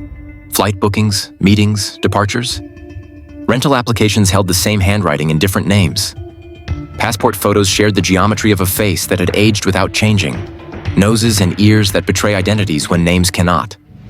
One afternoon, the SIOC held for a moment of stillness. The pause people take when a drumbeat aligns across a band. A lab report had returned. DNA from remains at 2 crash sites matched swabs from personal effects retrieved from apartments and hotel rooms the hijackers had vacated that morning. The science cut through rumor like a scalpel. Doubt thinned. A senior agent circled a cluster of names on the wall with a red marker and wrote, "Confirmed." Under it, smaller, as if speaking to himself. Now who helped? The help might be structural rather than proximal. Propaganda that traveled cheaply across borders, training camps that professionalized grievance, facilitators who touched the operation with gloved hands, money changers, document forgers, travel fixers. The Bureau's mandate did not end at the 19. It widened to include every ring and spoke that made the wheel turn. Leads radiated outward. A Florida apartment complex manager who remembered a visitor who never gave his name. A Phoenix memo from months earlier about men seeking flight training and uninterested in landing. An overseas arrest that suddenly read like prologue. The Bureau did not let any single clue claim more weight than it earned. Conspiracy weaves a myth about itself. Investigators unweave myth into thread. The rule held: corroborate or set aside. Never confuse noise for signal just because noise is loud. International partners tightened their own nets. Germany mapped the Hamburg network's social graph in a way that made heads ache with its density. The UK supplied travel fragments. The Emirates and Saudi Arabia returned data with gravitas. The picture cohered not as a single photograph, but as a collage. Overlapping, incomplete at the edges, undeniable at the center. At the center stood Al-Qaeda. Its doctrine, its infrastructure, its patient talent for turning men into vectors. Certainty is expensive. It costs time, sleep, and a measure of innocence. Agents who had been raised on the Bureau's older rhythms, bank robbery, kidnapping, violent crime with suspects who breathed the same air, found themselves operating in a battlefield named everywhere. They interviewed in languages they did not speak and trusted their interpreters the way a climber trusts a rope. They juggled warrants that crossed legal regimes. They learned to say co-equal partner and mean it. They learned to say intelligence without thinking the word meant hunch. They also learned humility the hard way. A widow in New Jersey brought in a toothbrush for DNA swabbing and apologized for not having anything more official. An analyst took the bag with both hands the way you accept a flag. A janitor in a Miami motel walked the Bureau to a room where the air conditioner clicked on and off as if mimicking breath. He stood outside the door while the agents photographed and powdered and took their notes, hat in his hands, and when they emerged, he asked, "Did I help?" The answer was, yes. Said with gratitude, most cases don't elicit, because this case had taught the Bureau that no piece was small enough to dismiss. By the time the leaves in Washington turned, the wall of faces had changed color under the fluorescent lights. Pushpins were replaced by printed placards. Red circles became black checks. The 19 no longer looked like strangers. They looked like defendants in a case whose courtroom was the world. The Bureau did not cheer. It did what it always does when a line goes taut. It checked the knots again. The investigation's center of gravity shifted forward. Identification had been necessary. Prevention was oxygen. Names had become warnings against complacency, against silence among agencies, against systems that could not flex. The SIOC boards were cleaned one last time that fall and redrawn for the next phase. Dismantle networks, trace facilitators, disrupt finance, harden borders without losing the soul of a nation that calls itself open. On a shelf behind the center table, someone taped a single page torn from a legal pad. In block letters, "We name them so we can stop them." Below it, smaller. "And so we can remember who was lost." It wasn't a motto. It was a balance. The Bureau would hold both truths in the same hand, fingers tightened, eyes forward. The faces on the wall stayed where they were. They would not move again. The Pentagon smelled of burning jet fuel and scorched limestone. Smoke rolled along the Potomac like a wounded animal, and inside the corridors, soldiers and agents stepped through ash as if the floor itself had become memory. The walls sweated with heat. Ceiling tiles dripped gray water. The FBI arrived not with sirens but with silence, the kind that means everything has already happened. Evidence response teams moved in lines, tagging, bagging, pausing only when a body was found. They worked beside Navy and Army personnel. The hierarchy dissolved into one wordless understanding. Find, recover, record. Fragments of uniforms clung to rebar. A child's drawing pinned to a cubicle wall was untouched except for its edges, browned like paper held too close to a candle. Out on the Pentagon lawn, the downed section looked unreal, a geometry class gone wrong. Metal folded into itself, aircraft ribs and office beams indistinguishable. Agents carried out yellow bins of debris that still radiated warmth. Cameras clicked, numbers were read aloud, data written with hands trembling not from fear but fatigue.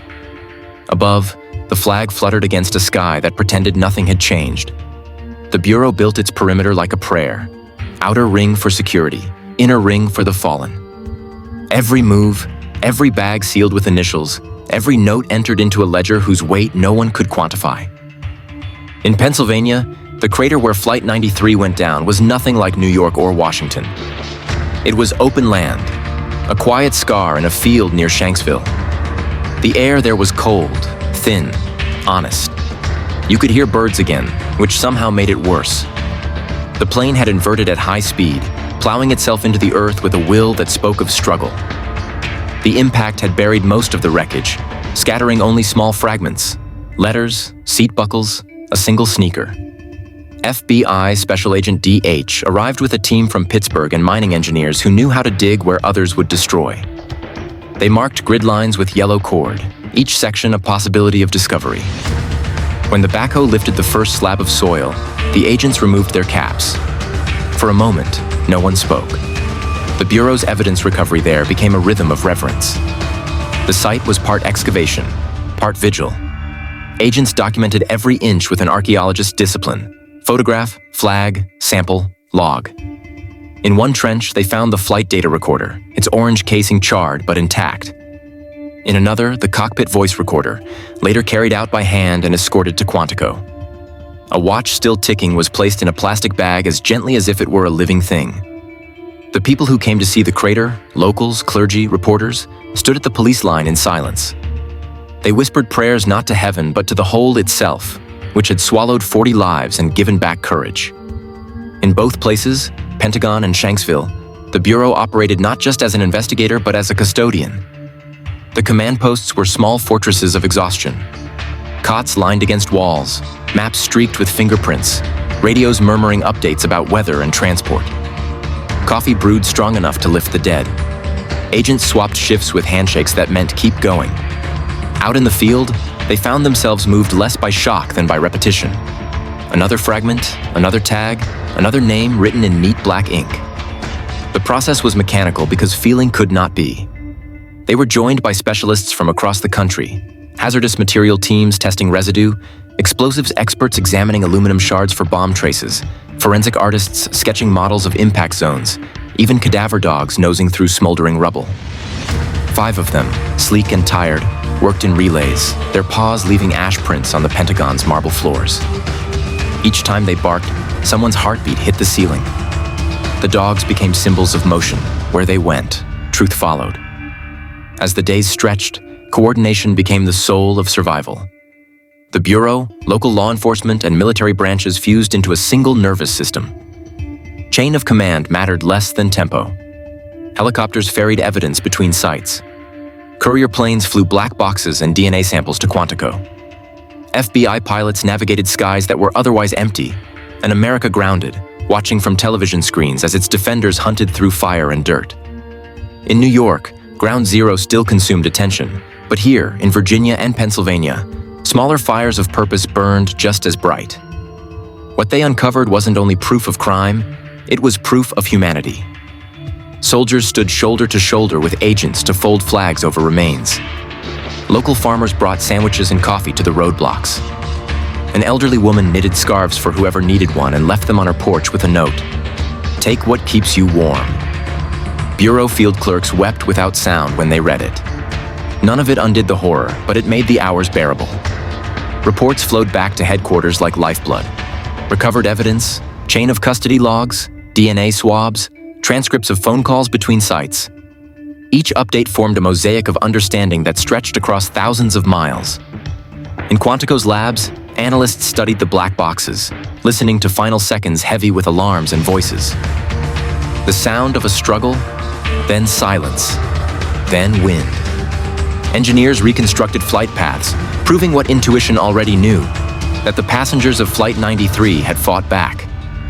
They were the first counterstrike of a new war. Ordinary citizens turned soldiers in the span of minutes. Their courage became data, then legend. For the agents, each day carried a duality. They were witnesses and mourners, professionals and patriots, scientists and believers. At the Pentagon, one young agent found a piece of fuselage no larger than a notebook and paused, watching how the afternoon light glimmered on its torn metal. "That's all it took," he whispered. To no one, to everyone. A senior agent nearby nodded without looking up. "That's all it ever takes." They bagged it, labeled it, sent it on. As the weeks went on, the Bureau's coordination deepened. Shanksville's open fields echoed with the hum of equipment and low voices reading off item numbers. The Pentagon's debris piles shrank into organized grids, each one cataloged down to the last paperclip. In the midst of destruction, order bloomed. It was not beauty, but it was purpose. The agents understood that meaning could be built from rubble if they measured carefully enough. In Washington, smoke still drifted some nights from the Pentagon's wound, a faint column visible from across the river. From the FBI's windows, it looked like incense from a ritual no one had agreed to, but everyone attended. By then, the Bureau had turned grief into motion. Pent Bomb was no longer about aftermath. It was about architecture, rebuilding understanding from the bones of catastrophe. The evidence from these two places, the steel, the soil, the data, the DNA, would soon feed the larger story taking shape in the headquarters basement where maps and faces waited to be connected. But before that, the field agents stood once more under the open sky of Pennsylvania, watching a new flag rise over the site. The wind caught it cleanly, its edges snapping in sunlight. It did not erase what had happened. Nothing could. Yet for a brief second, the air stopped smelling of kerosene. It smelled of grass. Someone said quietly, "We can go now." And they did. Not because the work was done, but because the work would never truly end. The basement of FBI headquarters no longer looked like an office. Fluorescent lights hummed above rows of folding tables covered in maps, binders, and paper cups half full of cold coffee. Phone cords hung from ceiling hooks like vines. This was the core of Pent Bomb, the largest investigation in Bureau history, running without pause, day and night, fueled by exhaustion and duty. 70 agents rotated through overlapping shifts, each inheriting from the last a trail of leads that sprawled across the world. The hum of printers was constant, the sound of progress measured in pages. Inside that fluorescent underground, time had its own pulse. People didn't talk about mornings or nights, only before and after. Before the shift, after the briefing, before the update from Quantico. The whiteboards changed faster than the clocks could track, and every mark on them carried weight. A phone number, a wire transfer, a name that might bridge continents. The basement smelled of ink, takeout, and the thin, sharp scent of adrenaline. At the center of it all sat a woman named MG, lead investigator, eyes rimmed red but steady. When she spoke, the room adjusted its breathing. "We're not just finding what they did," she said once. "We're finding who we are now." Agents began to live inside their work. Some slept on cots between shifts, others in their cars parked outside. Family calls were rare, mostly brief check-ins to confirm that the world outside still turned. Someone pinned a photograph of their child on the corkboard beside a timeline of hijacker movements, innocents staring at evil through thumbtacks. Others taped jokes to the walls, small rebellions against fatigue. On one scrap of paper written in slanted handwriting, "If you're reading this, you need coffee." No one removed it for months. Each day brought a new flood of information. Digital forensics teams pulled files from laptops recovered in Florida and New Jersey. Translators deciphered emails written in half-coded phrases. Audio engineers strained through static, extracting seconds of cockpit voice data, trying to isolate meaning from chaos. Forensic specialists studied DNA fragments, traces of victims, hijackers, and rescuers intermingled in the same sample. Every discovery deepened both knowledge and sorrow. Some nights, the lab would call with a match, and silence would roll through the basement like a slow tide. They were getting closer, but the cost of clarity was heavy. The FBI's walls, once symbols of secrecy, became bridges. Intelligence flowed between the Bureau, the CIA, the NSA, and agencies abroad in a way it never had before. Secure lines burned with conversation. Agents comparing notes with Interpol, Scotland Yard, and the German Federal Police. Language barriers collapsed under the urgency of shared loss. "Copy that? Understood? We'll move fast." These phrases became universal. The investigation was no longer American. It was human. Every morning, Director Miller walked through the command floor with the composure of someone who understood the magnitude of silence. He didn't raise his voice. He didn't need to. His presence steadied the room, a reminder that discipline was its own kind of courage. In a rare address, he told them, "We owe the dead our patience, not our panic." It became a mantra. Agents began repeating it quietly before briefings like a prayer for precision. Amid the machinery of analysis, small stories surfaced. A young agent from Chicago logged 50 straight hours tracing a single phone call that connected two hijackers through a disposable prepaid line. When he finally proved the link, he didn't celebrate. He folded the call record neatly into an envelope, labeled it, and sat in silence. Another analyst noticed a bank transfer pattern between Dubai and the US, realizing it matched receipts from a hijacker's hotel room. She marked the connection with a red line on the wall map, and only later realized her hand was shaking. The basement became a collection of such moments, quiet victories too sacred for applause. The Bureau's language grew technical but carried undertones of faith. Correlation established meant we were right. Lead exhausted meant we did our best. No new information was a heartbreak disguised as procedure. The agents learned to move between logic and empathy with surgical grace. When a DNA report confirmed the identity of a hijacker, the data went into one folder while the matched remains went into another labeled victim, and both traveled side by side because even justice has to acknowledge proximity. Outside, America was changing. Metal detectors appeared in office lobbies, soldiers patrolled train stations, and the sound of jets returned to the sky like cautious ghosts. But in the Bureau's basement, life stayed narrowed to inches. The flicker of monitors, the shuffle of papers, the ping of an incoming fax. They spoke less, not because there was nothing to say, but because language felt fragile. They were living inside an autopsy of history, and every discovery cut deeper. As October turned cold, breakthroughs began to align.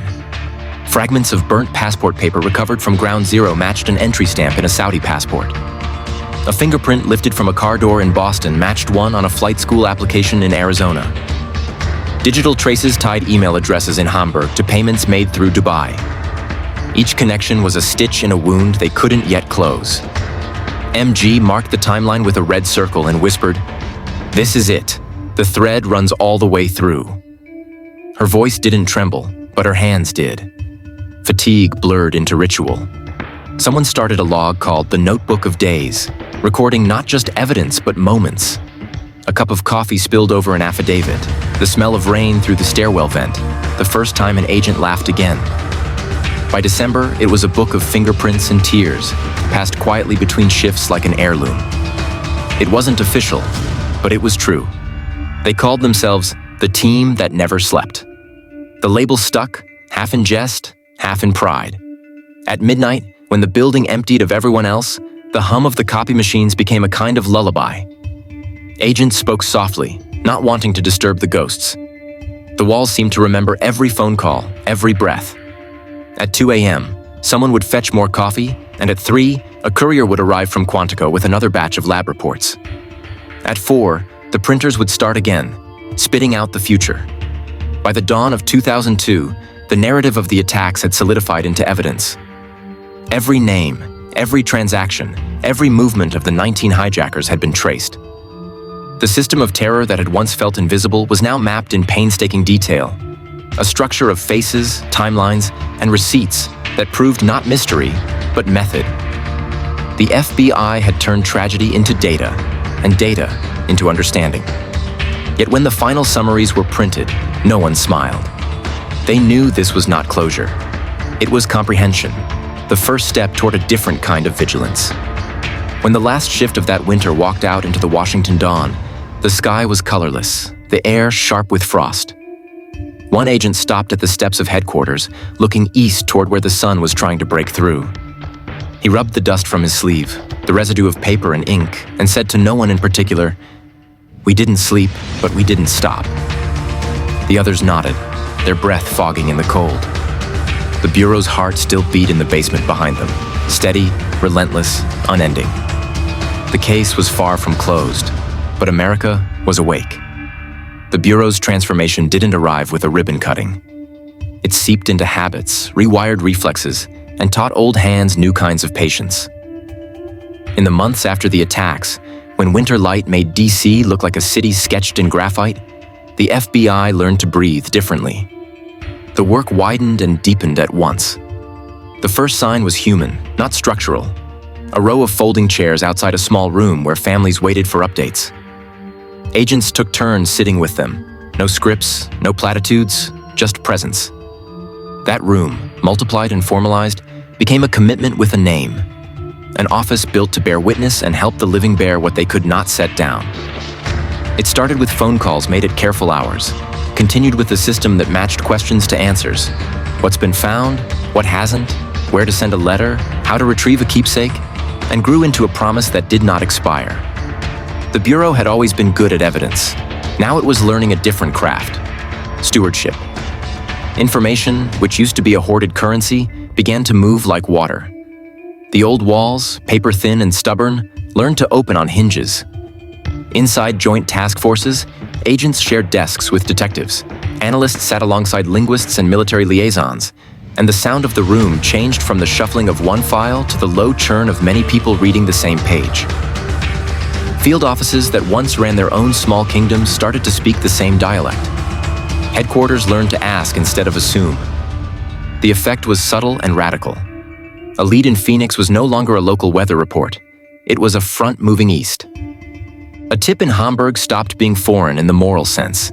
It became proximate in the operational one. The Bureau discovered that the distance between places is not measured in miles, but in phone calls kept short and frequent. The tools changed, but they didn't define the change. Databases fused and learned to speak to each other without translators. Watch lists that had once been polite lists of names grew teeth and timelines. A call flagged here triggered a knock there before the coffee cooled in a cup. Agents carried devices that held not just numbers but context. A fingerprint wasn't a match anymore.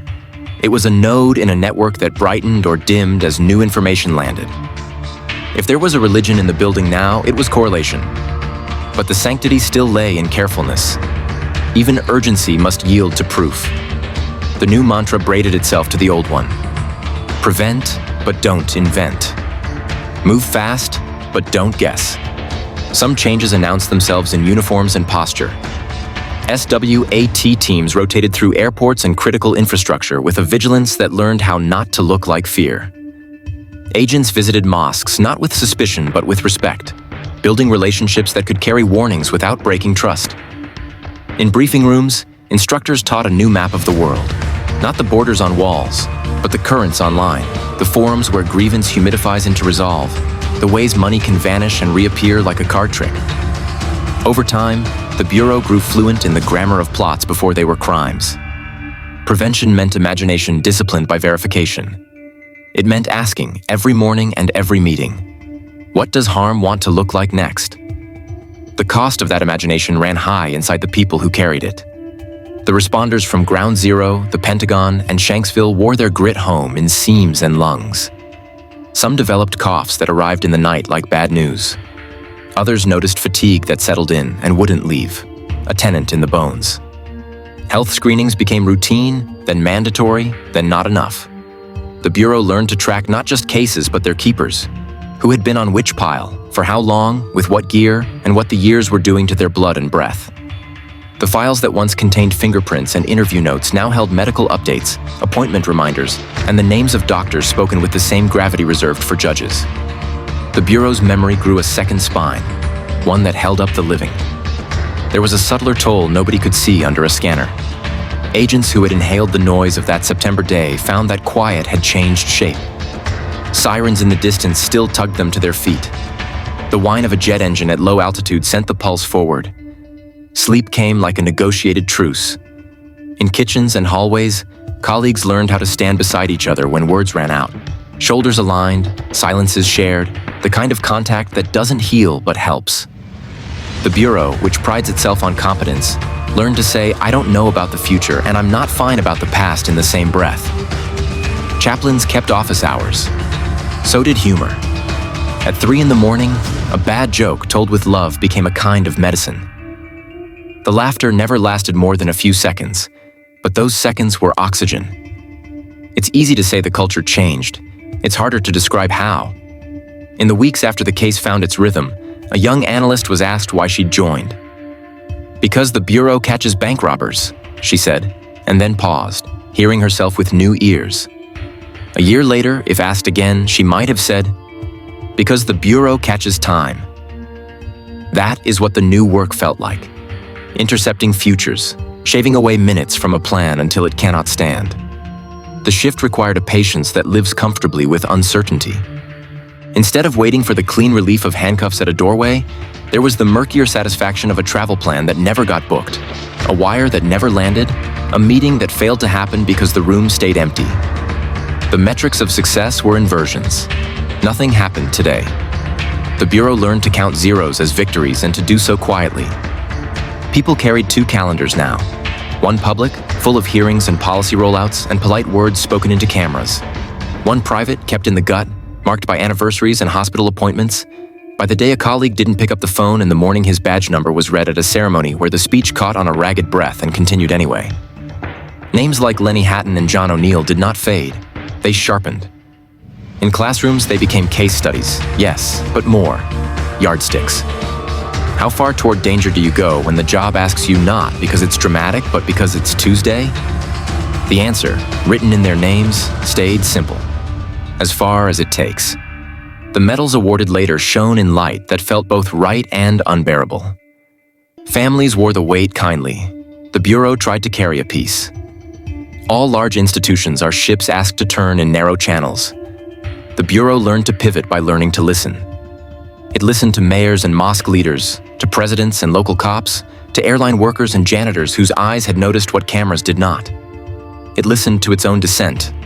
Agents who pushed back on lazy assumptions, analysts who insisted on more data, supervisors who learned to say yes to new ideas that would have sounded like heresy a year earlier. One training slide, before and after. Before, circle around the crime. After, draw circles ahead of it. Another slide added later. Apologize fast when wrong, adjust faster when right. Pride had to learn to serve the mission, not itself. The case had taught a lesson no one wanted. Catastrophe is a teacher, and it grades hard. The Bureau placed that lesson beside others, Ruby Ridge, Waco, into a curriculum that insisted on humility. During tabletop exercises, no outcome was declared impossible. Every improbable turned into a scenario, and the room practiced the grace of rehearsal.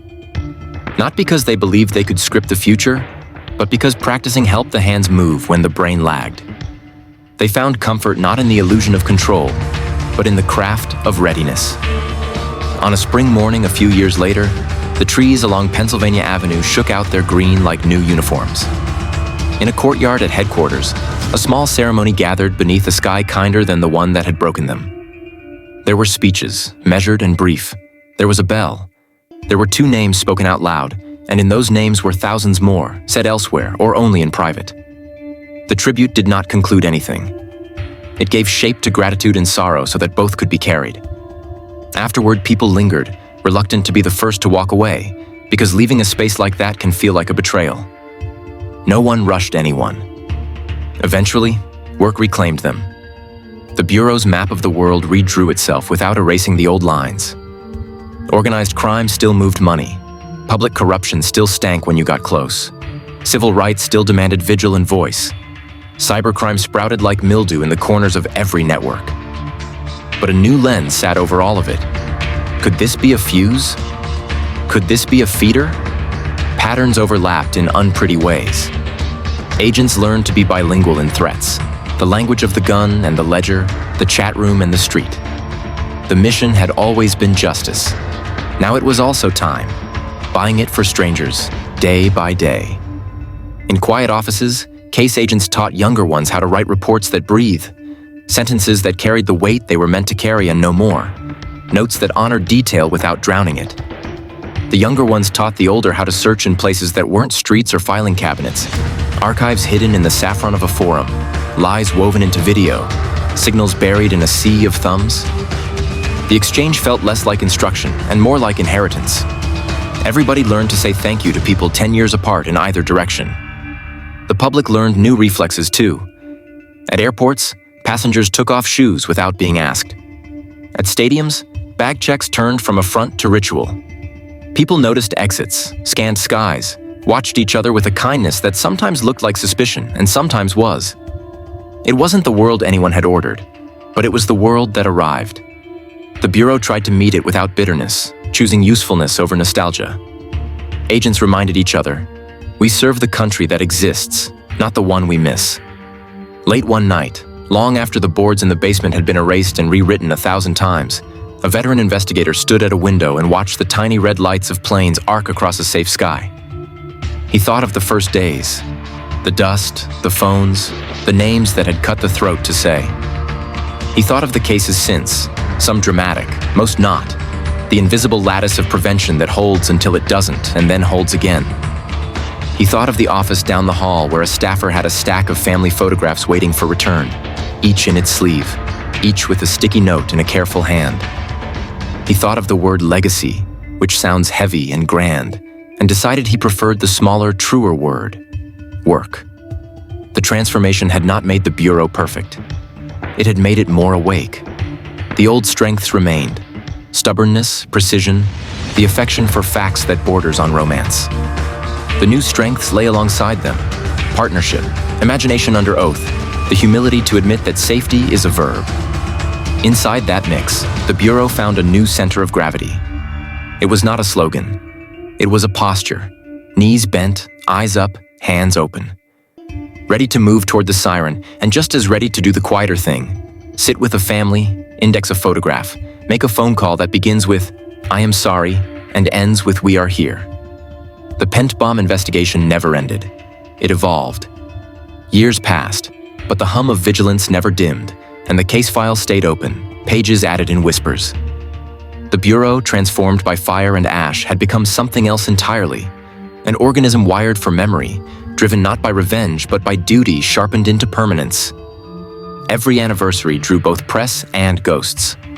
The photographs from Ground Zero in the Pentagon hung framed in hallways, their colors muted by time. Some agents avoided looking too long, others touched the glass as they walked by, superstition more than ritual.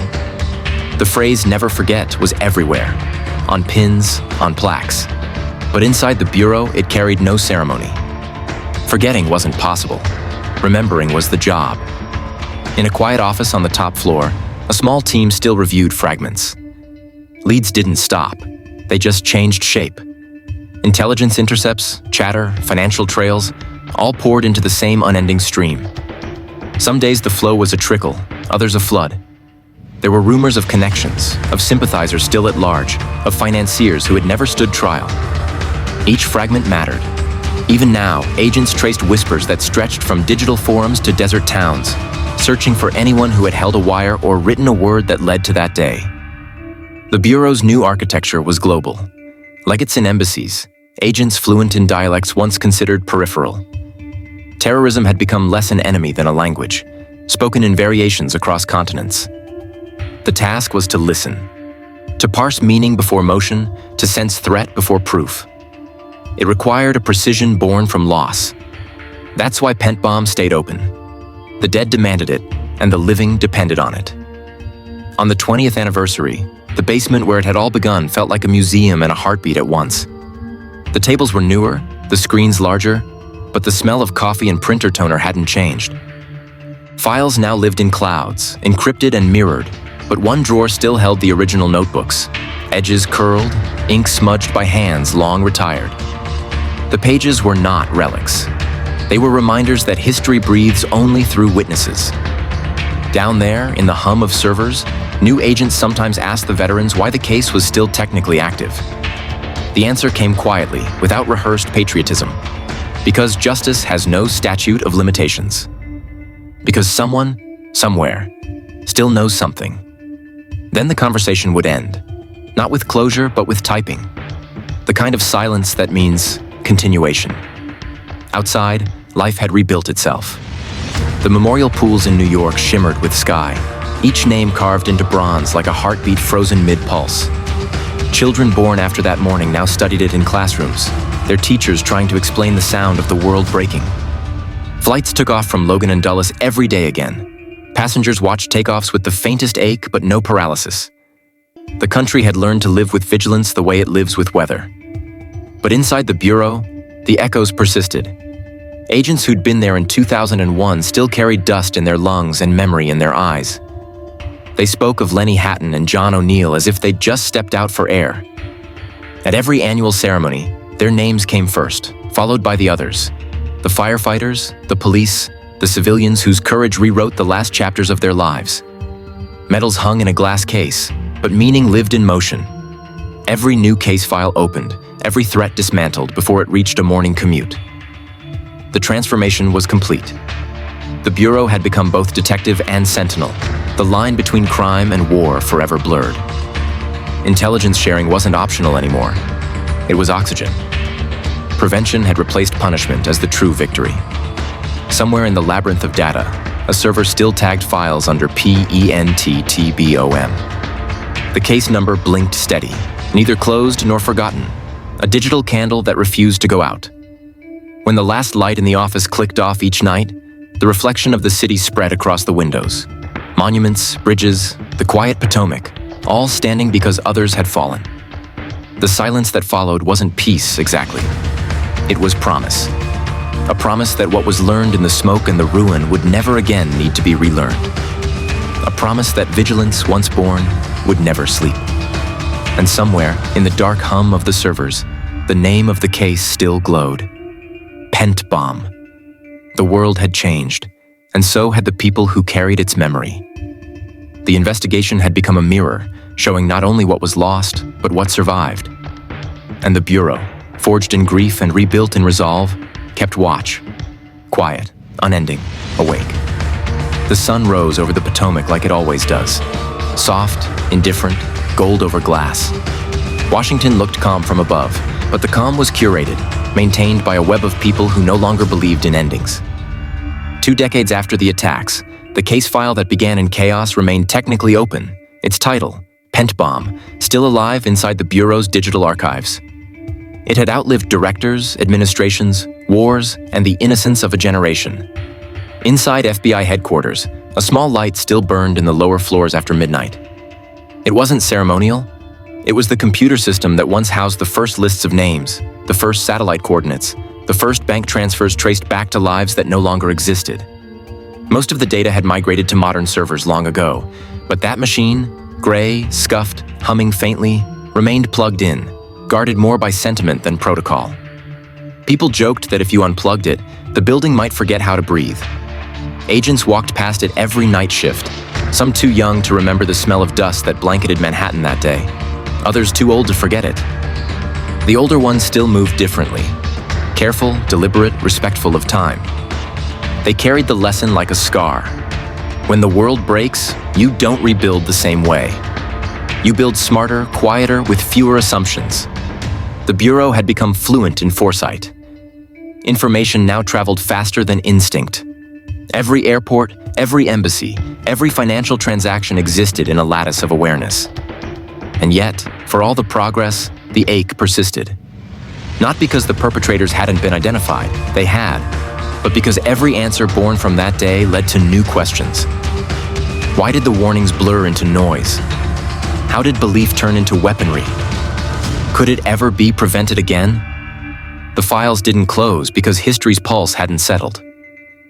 In a small corner office overlooking Pennsylvania Avenue, an agent named Ramirez handled what was left of the victim correspondence, a duty passed like inheritance. Some letters were 20 years old, written in looping grief, some recent, penned by children who had grown up fatherless and wanted to know what justice looked like when it stopped making headlines. Ramirez answered everyone, sometimes with updates, sometimes with silence softened by empathy. His desk carried a single frame, the photo of an evidence team at Ground Zero, silhouettes haloed by dust and floodlight. "That's where we learned to listen," he once said. Every September, flowers arrived anonymously at field offices. Roses, lilies, even folded flags. No note. The Bureau traced the deliveries once out of habit, then stopped. Some mysteries serve better as faith. Across the nation, the ripple of vigilance continued. Every joint terrorism task force, every airport briefing, every cyber threat model was, in some small way, an echo of that morning. Agents who weren't yet born then now trained under the legacy of those who ran toward the towers. Their mentors didn't preach heroism. They taught precision, humility, the discipline of staying human in the machinery of fear. In New York, the memorial's twin pools breathed quietly into the ground, the names carved into bronze like constellations of loss. Every evening, the water glowed blue from beneath, reflecting a sky that no longer had smoke. Families still visited. Agents sometimes stood there too, badges pocketed, anonymous among the crowd. They watched tourists read the names out loud and understood that remembrance is the purest form of investigation, returning again and again to the evidence of love. The Bureau never used the word closure in its internal memos anymore. It was replaced by continuance. There were still files marked pending intelligence, leads that flickered alive once every few years, financial footprints resurfacing, names whispered in new dialects, new networks rising on the ashes of the old. The case never froze because extremism never did. But now, the FBI was faster, its eyes sharper, its partnerships wider. The darkness hadn't disappeared. It had simply learned to hide better. The Bureau, in turn, had learned how to find it. Some nights, when the city was quiet enough, the wind would carry the faint hum of distant aircraft. To most, it was routine, the sound of travel, commerce, life moving on. To those who remembered, it was also an oath fulfilled. Flight, once weaponized, reclaimed as movement, freedom, resilience. A final log entry, archived years later, captured the tone best.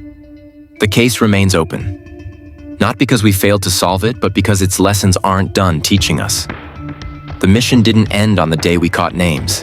It began when we realized how fragile ordinary mornings can be. That was how the Bureau thought of it now. Not as tragedy alone, but as responsibility woven into daily work. The coffee brewed in the same pot as it had in 2001. The morning briefing still started with maps and ended with silence. Somewhere in that silence, the names lived, whispered without sound, guiding the work. Outside, dawn touched the Potomac again, glinting against glass, soft against marble. A guard making rounds paused by the memorial plaque in the lobby, 19 stars etched for the fallen within the Bureau. He straightened his tie and stood a little taller. The world had moved on, yes. But in that building, in that basement, in that endless file called Pent Bomb, memory still kept watch. And as the sun rose higher, lighting the steps of FBI headquarters, it caught on the engraved words above the entrance. Fidelity, bravery, integrity. 3 promises, still kept.